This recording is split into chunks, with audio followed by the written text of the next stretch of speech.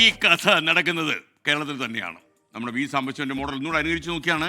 ഒരു സ്ഥാപനത്തിന് ഉന്നത പോസ്റ്റിലേക്കുള്ളൊരു ഇൻ്റർവ്യൂ നടക്കുകയാണ്. അവസാന റൗണ്ടിൽ 3 ഉദ്യോഗാർത്ഥികളെത്തി. കരിയറിലും വിദ്യാഭ്യാസത്തിലും ഒരുപാട് വൻ വിജയങ്ങൾ കരസ്ഥമാക്കിയ 3 ആളുകൾ അവസാന ലിസ്റ്റിൽ വന്നു. സ്ഥാപനത്തിൻ്റെ ഇൻ്റർവ്യൂ പുരോഗമിക്കുമ്പോൾ ഉടമ ഒരു ചോദ്യം ചോദിച്ചു. അത് അദ്ദേഹത്തിൻ്റെ അവസാനത്തെ ചോദ്യമായിരുന്നു. നിങ്ങളുടെ കരിയറിലെ ഏറ്റവും വലിയ പരാജയം എന്തായിരുന്നു?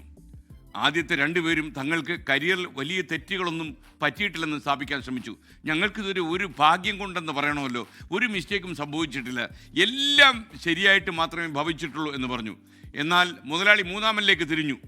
ഈ 3-ാമനായ തോമസ് ഒട്ടും മടിയില്ലാതെ പറഞ്ഞു, 7 കൊല്ലം മുമ്പ് ഞാൻ നയിച്ചിരുന്ന ഒരു പ്രോജക്റ്റ് എൻ്റെ അമിത ആത്മവിശ്വാസം കൊണ്ട് പൂർണ്ണമായും തകർന്ന് തരിപ്പണമായി പോയി. കമ്പനികൾക്ക് ലക്ഷങ്ങൾ നഷ്ടം വന്നു. ആ തെറ്റിൻ്റെ പൂർണ്ണ ഉത്തരവാദിത്വം ഞാൻ ഏറ്റെടുത്തു. ഞാൻ അപ്പം തന്നെ രാജി എഴുതി കൊടുത്തു. മുറിയിലാകെ പെട്ടെന്ന് നിശബ്ദതയായി. എന്നിട്ട് തോമസ് പറഞ്ഞു, പക്ഷേ ആ വീഴ്ച എന്നെ ഒരുപാട് മാറ്റി ചിന്തിപ്പിച്ചു. എൻ്റെ തീരുമാനങ്ങളിൽ മറ്റുള്ളവരുടെ അഭിപ്രായങ്ങൾ കൂടി കേൾക്കാനും വരുംവരായികൾ ശരിയായി വിലയിരുത്താനും ഞാൻ പഠിച്ചത് ആ ദയനീയമായ പരാജയത്തിൽ നിന്നാണ്. തോമസിനെയാണ് ശരിക്കും ആ സ്ഥാപന ഉടമ ആ പദവിയിലേക്ക് തിരഞ്ഞെടുത്തത്. യു ആർ സെലക്റ്റഡ് എന്ന് പറഞ്ഞു. മറ്റുള്ള സഹപ്രവർത്തകരും മറ്റു 2 ഉദ്യോഗാർത്ഥികളും അത്ഭുതപ്പെട്ടു പോയി. അപ്പോൾ ഈ സ്ഥാപന മുതലാളി പറഞ്ഞു, നമുക്ക് വേണ്ടത് ഒരിക്കലും തെറ്റ് പറ്റിയിട്ടില്ല എന്ന് നടിക്കുന്ന വീരന്മാരെ അല്ല, മറിച്ച് സ്വന്തം തെറ്റുകൾ പരസ്യമായി ഏറ്റുപറയാനും അതിൽ നിന്ന് പുതിയ പാഠം ഉൾക്കൊള്ളാനും അങ്ങനെ സ്വയം തിരുത്താനും മടിയില്ലാത്ത നല്ല ആളുകളെയാണ്, പച്ച മനുഷ്യരെയാണ് നമുക്ക് ഉന്നത പോസ്റ്റിലേക്ക് വേണ്ടത്.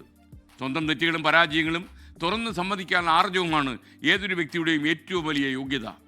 തെറ്റുകളെ മറച്ചു വെക്കാതെ അവ തിരുത്താൻ തയ്യാറാകുന്നവർക്ക് മാത്രമേ ഒരു സ്ഥാപനത്തെയും ഒരു സമൂഹത്തെയും കൃത്യമായിട്ട് മുന്നോട്ട് കൈപിടിച്ച് നടത്താൻ കഴിയുമെന്ന് ആ മുതലാളി വിശ്വസിക്കുന്നിടത്താണ് നമ്മുടെ ഈ മനസ്സ് നിലനിൽക്കുന്നത്. അപ്പോൾ നമ്മൾക്ക് ഞാൻ തെറ്റ് പറ്റാത്തവനാണ് എന്ന് എപ്പോഴെങ്കിലും നിങ്ങൾ പറയുന്നെങ്കിൽ നിങ്ങൾ കള്ളം പറയുന്നു എന്ന് നമ്മൾ പറയേണ്ടി വരും.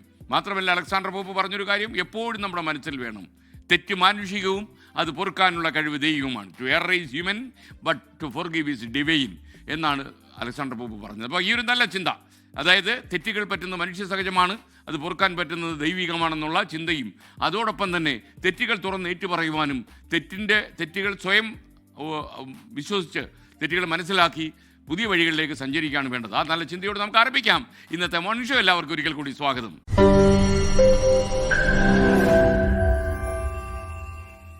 ലോകത്തെവിടെയായാലും ഏത് സമയത്തും 24 വാർത്തകളും ഓഗ്മെന്റഡ് റിയാലിറ്റി പാക്കേജുകളും എക്സ്പ്ലെയിനറുകളും വിശദമായി കാണാൻ ഞങ്ങളുടെ യൂട്യൂബ് ചാനൽ നിങ്ങൾക്ക് സബ്സ്ക്രൈബ് ചെയ്യാം.